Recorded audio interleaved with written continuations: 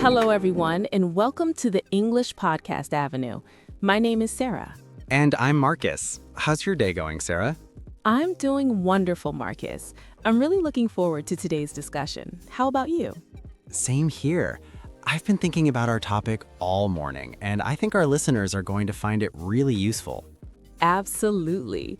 So today, we're talking about something that affects all of us, our daily routines. These are the patterns and habits that shape our entire day. That's right. From the first alarm in the morning to the last thoughts before sleep, we all follow certain rhythms. But here's the interesting part. Everyone's routine looks a bit different. Exactly. And throughout this episode, Marcus and I will be sharing what our typical days look like. We'll explore morning habits, afternoon activities, and evening wind-down practices. Plus, we'll discuss why having a solid routine matters. It's not just about being productive, it's about creating balance and feeling good throughout your day. Before we jump in, I want to introduce our language expert, Crystal. After each segment, she'll highlight important vocabulary and expressions to help you understand and use this everyday English. Thanks, Sarah.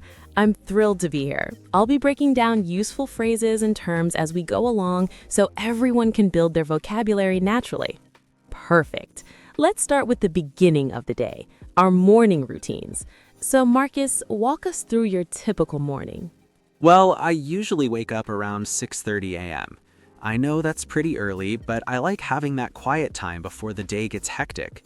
My first move is always drinking water, just a big glass to wake up my system. That's smart. Hydration first thing is so important. I wake up a little later, around 7 a.m. I always take a minute to do some gentle stretches while I'm still in bed. It helps me wake up more naturally instead of jolting out of sleep. I love that approach. After my water, I head straight to the bathroom, brush my teeth, wash my face, the usual routine. It's like flipping a switch from sleepy mode to awake mode. Exactly. I do the same. There's something about that fresh feeling that really signals the start of the day. Then I make breakfast, usually something simple like yogurt with fruit or maybe some toast with avocado. Breakfast is huge for me too. I typically go for scrambled eggs with whole wheat toast, or if I'm in a rush, I'll blend up a quick smoothie with banana and berries. I can't function without eating something in the morning. Same here. After breakfast, I spend about 10 minutes planning my day. I check my calendar, make a quick list of priorities, and review any important deadlines coming up. That planning time is crucial. I do something similar. I scan through my emails quickly and jot down the top 3 things I need to accomplish. It keeps me from feeling scattered later on. Having that clear direction really sets a positive tone. Okay, Crystal, why don't you help our listeners with some of the vocabulary we've been using? Absolutely. Let's look at some key terms from this morning routine discussion. Stretch, to extend your muscles and limbs. Sarah mentioned doing gentle stretches to wake up her body gradually. Hydrate, to drink water and replenish fluids in your body. Marcus starts every morning with hydrating with a glass of water. Jolting, moving suddenly or abruptly. Sarah prefers stretching to avoid jolting out of sleep. Scattered, feeling disorganized or unfocused. Marcus avoids feeling scattered by planning his top priorities. Set a tone, to establish a mood or atmosphere. Both Sarah and Marcus talked about how their morning habits set a positive tone for their entire day. Those are your key morning routine terms. Back to you both. Thanks, Crystal. Now let's move into the middle part of the day, the afternoon. Sarah, what does your afternoon typically look like?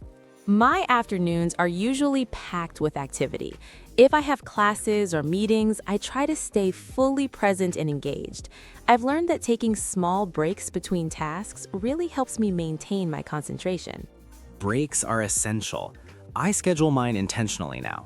Even just 5 minutes to stand up, walk around, or grab a healthy snack makes a huge difference in my energy levels.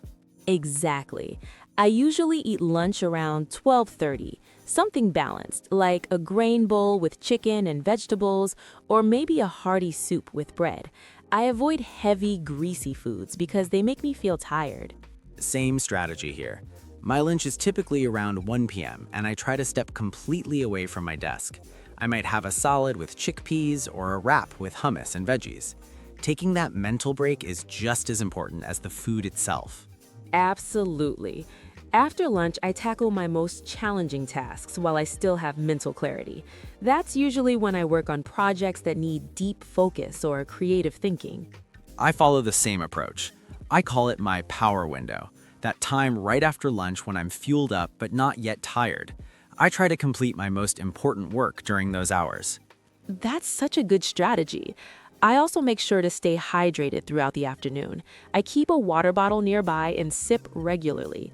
It's amazing how much your focus drops when you're even slightly dehydrated. Completely agree.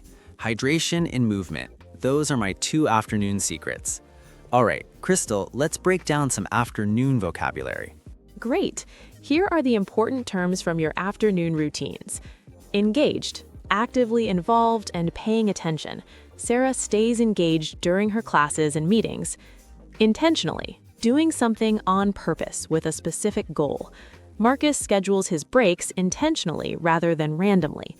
Hearty, substantial and satisfying, often used for food. Sarah mentioned having hearty soup for lunch. Tackle, to deal with or approach a task. Both of you tackle your challenging work in the afternoon. Mental clarity, having a clear, focused mind. Sarah works on complex projects when she has the most mental clarity. Fueled up, having energy from food or rest. Marcus described being fueled up after lunch, ready for productive work. Great vocabulary for describing your productive afternoons. Back to you two. Thanks, Crystal. Now let's talk about everyone's favorite part of the day, the evening.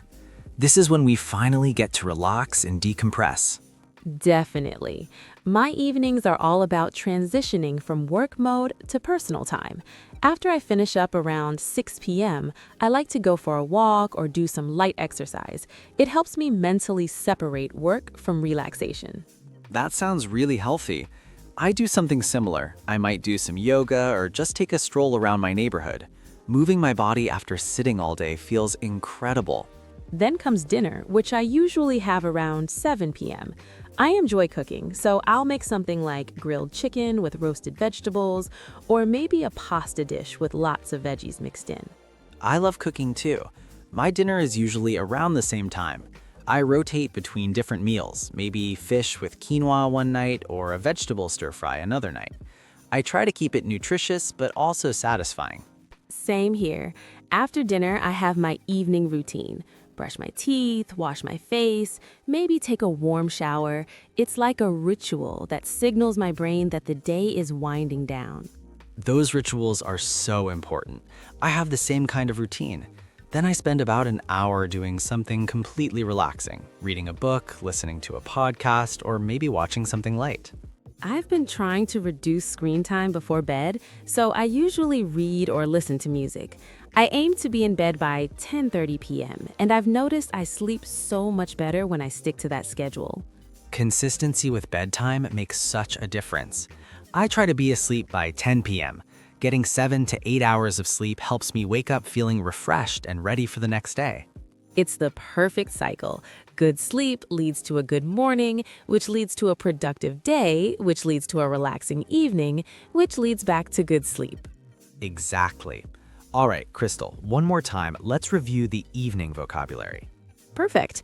Here are the key evening terms. Decompress, to relax and release stress. Sarah described evenings as time to decompress after a busy day. Transitioning, moving from one state to another. Marcus transitions from work mode to personal time in the evening. Ritual, a routine or ceremony that has personal meaning. Marcus called his evening hygiene routine a ritual that signals the end of his day. Winding down, gradually relaxing and slowing down. Both of you have routines for winding down before bed. Consistency, doing something regularly in the same way. Sarah emphasized the importance of consistency with bedtime for better sleep quality. Those are your evening vocabulary words. Back to you both for the wrap-up. Thanks so much, Crystal. So we've walked through an entire day together, from waking up to going to sleep. And the main takeaway is that routines don't have to be rigid or boring. They're really about creating structure that supports your well-being and helps you accomplish what matters to you. Exactly. Whether you're a student, working professionally, or managing a household, having some consistent patterns can reduce stress and increase your sense of control. And remember that your routine should work for you, not the other way around. It's okay to adjust and experiment until you find what feels right. Well said. We hope today's episode gave you some ideas and inspiration for building or improving your own daily routine. A huge thank you to Crystal for guiding us through all that valuable vocabulary today. My pleasure. Keep learning and growing, everyone. Thanks for listening to English Podcast Avenue. We hope you enjoyed this conversation. Keep building those healthy habits, and we'll see you next time. Take care. Until next episode, have a balanced and productive day.